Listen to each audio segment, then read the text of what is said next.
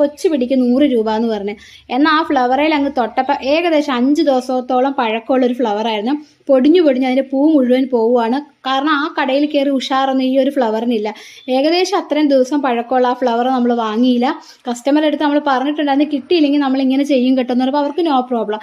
അങ്ങനെ ആർട്ടിഫിഷ്യൽ ഫ്ലവറെല്ലാം വാങ്ങിച്ച് ഏകദേശം ജിപ്സം ഫ്ലവർ പോലെ വരുന്ന കുറച്ച് തണ്ടുകളൊക്കെ വാങ്ങിച്ച് ലേസർ പ്രിന്റിൽ 2 അളവിൽ ഈ ഒരു ഫോട്ടോയും നമ്മളെടുത്ത് ഇതിൽ ഏതാണ് വെക്കുമ്പോൾ സ്യൂട്ട് ആവണേന്ന് അറിയണമല്ലോ.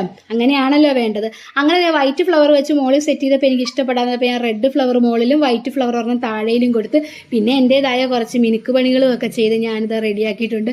എന്തായാലും കസ്റ്റമറിന് ഫോട്ടോ അയച്ചു കൊടുത്തപ്പോൾ അവർ ഹാപ്പിയാണ്. നമുക്കതാണല്ലോ വേണ്ടത്. അവർ സന്തോഷമാവണം, അവർക്ക് ഇഷ്ടമാവണം.